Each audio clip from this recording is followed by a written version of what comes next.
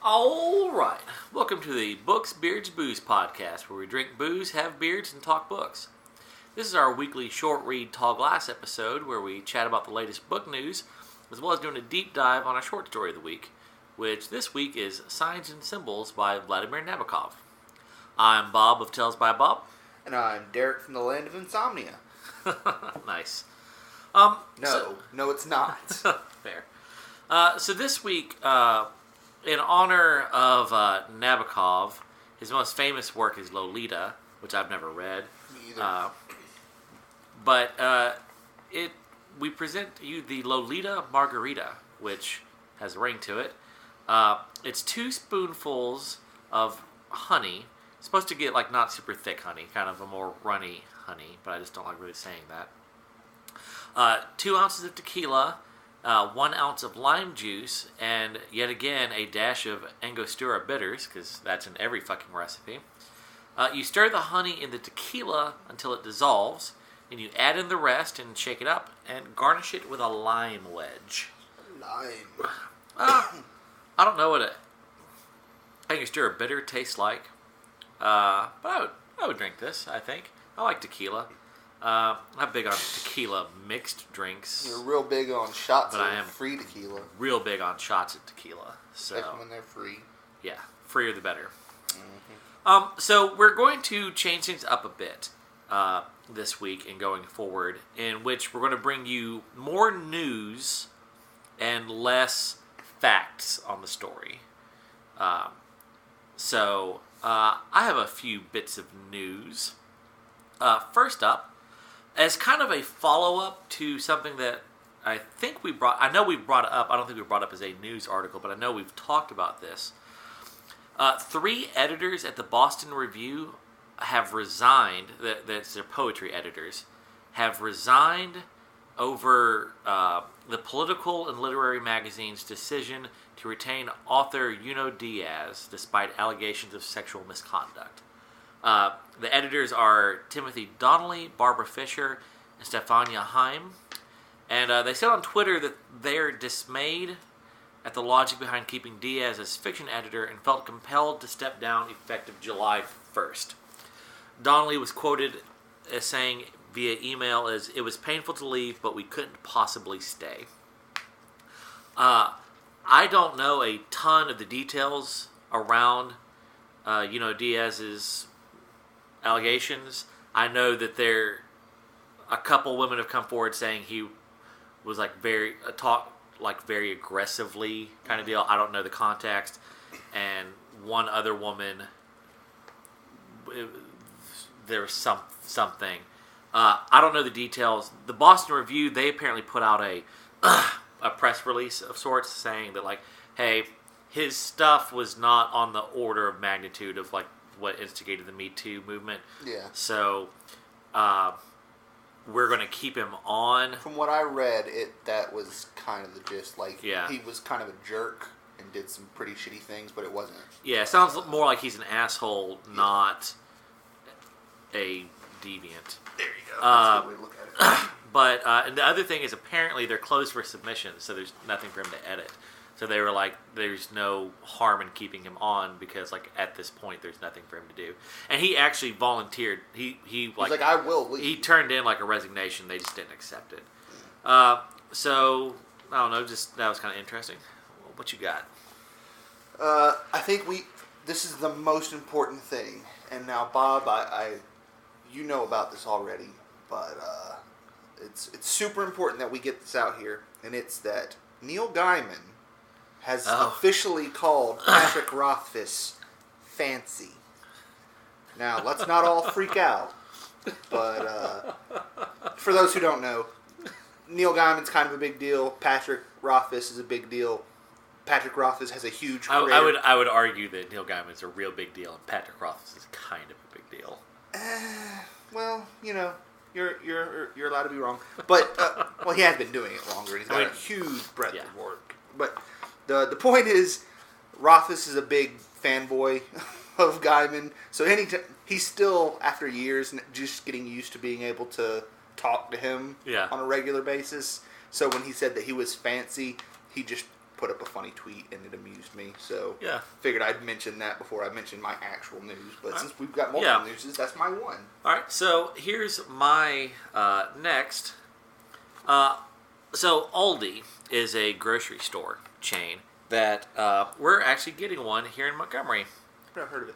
It's a German chain, and no, yeah. Yeah. My roommate mentioned it to me. Yeah, just all last night. I know about it is Really looking for. they charge a quarter for a shopping cart or something like that. Mm. There's some methodology behind it. I don't know. Anyway, never been to one. But so get this, they have 2 different store brand whiskeys that are supposed to be good. that won gold medals. Right. One is their Highland Black 8-year Scotch, which won gold in the category of age statement blends. Mm-hmm. Apparently has hints of heather, strawberry leaf, and lemon oil. And then it sells for $17.32. And then there's in the Islay single malt category, they have a Glen Marnock. It's not Monarch, it's Marnock Islay single malt. It's priced $23.32. Here's where it gets really pissy. They don't sell it in America. Why? Because a lot of states don't allow liquor sales at grocery stores. Yeah. So, fuck you, American uptightness when it comes to the liquor laws. I mean, let's be real. Even if they did sell it in America, they wouldn't sell it here. Yeah, no, They yeah. can't. Yeah, no, oh god, trash. But yeah, so I thought that was kind of Come neat. on, A store Alabama, get it together. store brand whiskey won gold medals. That's pretty cool. Mm-hmm. I've heard a rumor in the past that Costco's store brand vodka is actually Grey Goose. That they worked out a partnership with Grey Goose and did they get it before it's bottled kind of deal. Mm-hmm. I don't know how that sounds like kind of urban legendy, but I have heard that their store brand is real good. So. Well, I don't know about that. Yeah. So what else you got? So my second bit of news is an Irish author. I think he was Irish. Pretty sure he's Irish with the name like Mike McCormick. Safe bet. He won the International Dublin Literary Award, which pays out £100,000. Well, originally it paid out £50,000, but they decided that they were going to start doubling down. Turn it off and get out of my house. Jesus Christ! I don't even want to finish this. You couldn't have waited. God, it worked out so perfect. Carry on. I don't think I want to. I really don't. I was really hoping you were going to say something that was divisible by 2, and you did. So that worked out well. All right. So anyway, he won. He won a lot of money. Yeah, he won a lot of money. He's described as a writer's writer. He was never super successful before this, so he was very surprised to win this award. Good for him. And he won it for all the shit that I wrote down. I forgot to write down the name of the book. But I feel like there's only 2 relevant, 3 relevant things: name of the prize, the book, and the author. You're wrong, because here's why. Because what the book is about and how it was written was far more interesting than the name. Okay. So he won that for this novel, whose name I cannot remember. Right. But it's an experimental novel in which it is a 270-ish page book that is one sentence. It is a single sentence over 270 pages. I would be hard pressed to do a 270 word sentence that was worthy of printing. Well, that's the thing, is when he was shopping this book that now won him a shit ton of... Yeah. No one would buy it. Yeah. No one wanted any part of it. Huh. So I can't remember if he self-published it or if he eventually found a publisher that would do it for him. Yeah. But it finally got published, got it out there, and it won this award. And, 200... Because it's basically, if I'm remembering correctly, it's about, a dead person. So it's his ghost following his family around and being, looking at what's happening in their lives kind of thing. And he made the argument that it makes sense that it would be one continuous sentence the entire time. Because for a ghost, you don't have time to stop and take a breath because for all you know, if you stop for a moment, you're gonna. This sounds like an idea that, like, him and his buddy were sharing a pint in the pub, and he's like, "Dude, man, you ever think about like how ghosts would talk?" And the guy was like, "Bruh, I'm gonna write that." Yeah, well, that's what he did, and he wrote that, and he won this award, and he was really happy about it and everything like that. And the most interesting thing, maybe not the most interesting thing. I mean, I feel like the most interesting thing is 270 word sentence. Yeah, but 270 page. Yeah, page sentence. Yeah. But no, interestingly enough, at the end they were like, "So basically, what are you gonna do with the money?" And he was like, "You know what I'm gonna do? I'm gonna buy a new chair." Because last night before I had this interview, I leaned over to get something and my chair broke. So I was going to have to get a new chair anyways. Yeah. But you know what? Now, I'm going to get a little bit more expensive chair. I like it. I wonder if you were a writer, like a full-time legit writer, if you could write off a good chair as I don't know how as an expense. You'd have to be able to do that. I mean, yeah. That's a huge part. Yeah. So my last bit of news, and me and you have already talked about this, but so Brandon Sanderson has, with Fremantle Media North America and Random House Studio, they've all gotten together and they're doing a multimedia collaboration called The Dark One. All right, so first leg of this is it's going to be a television show. At the same time, he's doing a graphic novel that's going to be published by Vault Comics. He will also be writing supplementary multi-volume book series that will expand the storyline from the show and further explore subsidiary characters. Then they're also going to do a Dark One podcast, which will shed further light on the incidents leading up to where the TV series began. For what it's about, it's going to be a dramatic fantasy adventure spotlighting a young man who sees visions of strange and fantastical worlds which he is told are just hallucinations. But this dark and deadly fantasy world that keeps coming to him is actually a real version of another world, one where he's been prophesied to become a tyrant and destroy this land with interesting creatures, sporadic electrical currents, and a darkening landscape. I'm very conflicted on this. One, I hate the trope of person from another world going to a fantasy world. I hate that trope. But this is a cool twist on that. Like, oh, well, normally it's like, oh, you're the prophesied hero. No, in this one, you're the prophesied bad guy. So that's kind of cool. And like, Sanderson, he'll do a good job with it, I'm sure. So yeah, that's neat.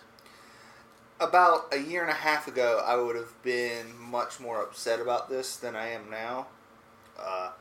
Because then I read the third book of his Stormlight Archive and couldn't get all the way through it. So because you'd been upset that he was not spending more time. Yeah, because I just imagine there's so much time that's going to have to go into this. But now, since it'll be all right. I'll survive. Yeah. Well, it'll be interesting to see. I look forward to it. And yeah, also, like, again, this is early days of it. Who knows if it'll even actually get picked up. Because it's not like it's, like, tied on to some... It's not like HBO is making this or anything. Yeah. This sounds very sci-fi channel to me. Mm-hmm. But we'll see. Anyway, Derek. Traveling? Why not visit Minzo Branson, the city of spiders? Wait, what? Fuck that. All your drits left. Yeah, fuck some spiders. I'm not going to get my ad money for that ad. All right. So, let's... I ain't finna talk to you anyways. They're dry. They're super fucking racist. Right. And also, I've never read a Salvatore book, so... I read one. You ain't missing much. Yeah, that's kind of what I figured. A lot of people like them. Yeah, I don't like books that read like D&D. Neither do I. I love D&D. Hate books that read like it. So anyway, let's dive into our short read Tall Glass. As we said, this week it's Signs and Symbols by Vladimir Nabokov. And, you know, we're just not, like I said, we're not going to be going into like all these facts and the history of the guy anymore. Like, spend more time on news and then more time on just talking about it. Less time on these facts and whatnot. Because we're not that's not what we're really here for. So, I do have a favorite line that doesn't really spoil anything, conversationally.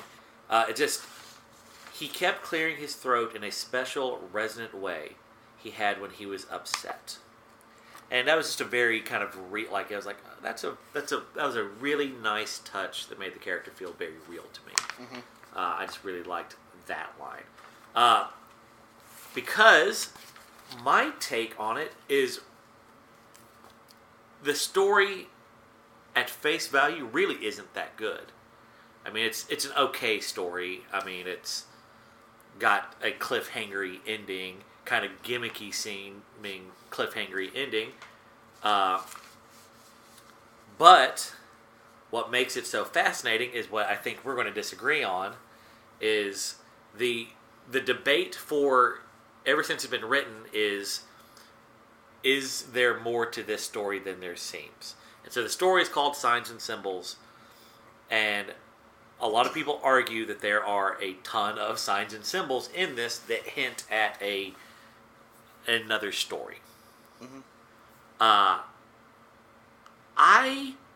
My read on it, and I'm no Nabokovian scholar here, but my read on it is not that there's a secret story in there, but that you can, by piecing together stuff, it answers the question at the end of what's the nature of the third phone call. Mm-hmm. Derek, thoughts? You're wrong. Fair. No, Fair. I mean, the first time I read it, and I read about it. Here's the thing, though. Do you have an answer? Yes. Lay the case out for me. Okay. Here's my case. Well, first off, I first have to make the larger case that I think that there is meaning in this. And so I'm not the scholarly one here. But I found this great article where this guy named Alexander Dolinin kind of broke down some of the stuff that, I picked, the only thing that I, picked out, instantly was there's a Mrs. Soul married a Solovich chick, and there's a Dr. Soloff. It's there's 3 souls, and there's, numbers crop up a lot. There's a bunch of 3s. Stuff like that. Well, I don't know shit about soul. I thought maybe soul is referenced to is the name of the sun. The story is about the sun, not the sun. No, I got you. Yeah. So I kind of thought that. But so here's some. Oh, first off, soul means nightingale, or no, Solovitchik, the full version, means nightingale in Russian. Which, if you do that, then there's 3 references to birds in the thing. Anyway, so all right, so here are 2 quotes I want to read that just kind of show how you can read into the symbolism. All right, there's a strong hint at a divinational code, as the 3 cards that slip from the couch onto the floor are conspicuously named: Knave of Hearts, 9 of Spades, Ace of Spades, and form a standard fortune-telling packet or triad. If interpreted according to a traditional Russian system, because they're Russian Jews, they seem to foretell some tragic loss, the Ace of Spades, grief and tears, 9 of Spades, and with respect to a single young man, Knave of Hearts. Mm-hmm. All right, then, second quote is, even more prominent are sequences of 5. They just talked about, in the previous paragraph, about sequences of 3. Even more prominent are sequences of 5, some of which result from addition, there's 3 cards and 2 photos. There are 3 nightingale names plus 2 images of birds. The story begins on a Friday, the 5th day of the week. The life of the couple has passed through 5 locations: Minsk, Leipzig, Berlin, Leipzig, New York. The woman looks at 5 photographs of her son that represent 5 stages of his descent into madness, from a sweet baby to a sour, insane boy of 10. And in the end, this is the coolest. In the end, the father reads 5 eloquent labels on the fruit jelly jars: apricot, grape, beach plum, quince, and crabapple. I would never have known this. That goes from sweetest to sourest. And like apparently crabapple is literally as sour as it gets. And so that it mirrors the boy. Okay, so that there's a ton of other stuff out there, like this symbols, yada yada yada. So there's enough there that I think that there is meaning here. So they get 2 phone calls asking for Charlie. I looked up what Charlie means. Charles means free man. That's the meaning of the name Charles. And it's a deadpan voice calling. All right. So, based on all these like hints and whatnot, I think I'm kind of 50-50, but the third call is about the boy. And I've kind of warred back and forth. At first I thought, oh, well, he's dead. He committed suicide. There's all these evil omens that he committed suicide, yada, yada, yada. But based on my favorite imagery in this, once it was explained to me, was the jam jars. So it's gotten as bad as it can get. It can only get sweeter. And then Charles, means free man. So there's this monotone, weird voice. It's not weird, but this very monotone voice calling and asking for Charlie. Asking for the free man. Like, I like to think that there was escape from the insane asylum, that he broke free. That regardless, he broke free. Whether it be free from his life, or he broke free from the insane asylum. But I think the third phone call is him saying that he broke free. Also, here's another weird little thing. When they talk about like, you're hitting 0 when you're hitting the O when you should be hitting 0. The O is 6, but it's O-M-N, and the person was like, well, it's an omen, O-M-N. It's like, there's so much in here. But yeah. And then you're going to say your thing, and then I have a follow-up theory that plays off of what I think you're going to say. Go ahead. So that's where I'm kind of at. You're right, but he kills himself at the end. He's not free. Well, you could argue that he... okay. That he... Yeah, he's dead. Because it doesn't say that he got to Crabapple and then the phone rang. The phone rang as he got to Crabapple. That's the phone call saying that the kid died. But okay, I mean, I didn't have a strong opinion on this either way, just because. Okay, well, let me throw a follow-up theory at you. Because the first time I read this, I was dead set. See, this makes sense to me because like this whole thing is about mental illness and digging in too deep on stuff, and you're nuts. So the fact that you're digging in like this makes perfect sense. Yeah. So the first time I read this, I was 100% convinced that this was Nabokov fucking with us. That he was, the kid has this referential mania. Like, he wrote this story designed that we would read too much into it, and it'll be great. These aren't even, like, well, okay, continue. So, like, I was dead set on that. And then, like, I read about it, because I was like, this is one of the stories I'm not smart enough. I need to see what smarter people than me have said about it. So I went and read a bunch of stuff.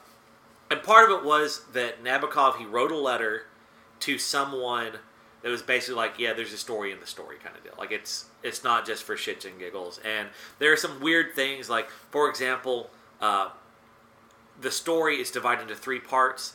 The first part has 7 paragraphs. The next one has 4 paragraphs. The last has 19.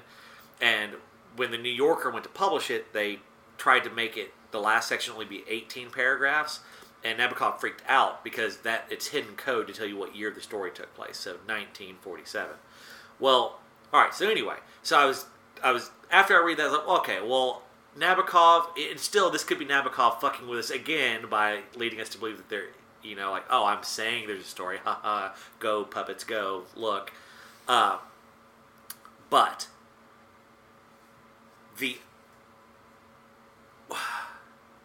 I had this idea that all of this is in the son's head. And the third phone call is him waking himself up from a delusion, basically. Kind of deal. Like, it's there are things that he has seen, and he has made this referential mania to it. And, like, this story is his referential mania kind of deal. Like, we are seeing what it's like to be inside his head to some degree. Maybe that was a I don't see outlier theory. Don't see any, like, give me some evidence that would point to that. I mean, it's really, there's no other than evidence other than just he has this referential mania, and that'd be kind of cool. Yeah, no, I got you, but that's why I was like, no. Yeah. Like I said, I think that the clues point you to the answer of what the third phone call is, and that he is broke free either from life or the he did, Bob. He did. Let me hope. But it's the way the last sentence is written, he did. I say he did. Do not seek the treasure. Do not seek the treasure. He thought he was a toad. Yeah. No, that's... I had a ton of fun with this. Apparently someone has written like a 400-page book on this one story. Like, shit's crazy. Weird aside, talking about going all in on something, I read this fascinating article. Are you all in? That's a wrestling reference no one gets. Anyways. About Ulysses. James Joyce's Ulysses. Yeah. There was this guy who became, like, obsessed with it. Like, I didn't know this. Ulysses, as we have it, is filled with, like, thousands of errors. Because the first person who published it, they were French, didn't really speak English, and yet, like, a bunch of crazy shit. So there was this guy who became, like, obsessed with it. It was a really neat article about how he went missing, like, before he ever published his actual... It's like, even now, if you go onto bookshelves, most of what we have are these copies. We don't have a, like, truly accurate version of Ulysses. And why do people say it's such a great book? Because apparently, even in spite of that, it is. I've never read it, but... I think my dad has, but I forget. It feels like one of those I should. Cool fact about that, if you read it out loud, it takes about 24 hours to read out loud, and it is the events of exactly one day in Dublin. So, anyway, but yeah, Signs and Symbols, Nabokov, good stuff. Anything else you want to add? Yes, I'm drinking beer. Oh, yeah, I'm having a Chick-fil-A Coke Zero. I was out. I went and did my tiny free library today in the rain. That was yeah. It definitely rained the first day. I decided to go out to the park and do my tiny free library. So that was great. I did in spite of that, have some people get up. I had some good chats about books. Gave some books away. Some people actually had some books and gave me some books. Like, had the whole library thing going. So 10 of 10 we'll be doing again. If you're in the Montgomery area, hit me up. Every Thursday, 10 to 2, Court Square, somewhere. You may have to look for me because I'm not sure I'm going to stay in the exact same spot I was this week. Because I don't know if you heard, but there was rain. There was rain. But yeah, anything you want to say about signs and symbols? Symbols and signs?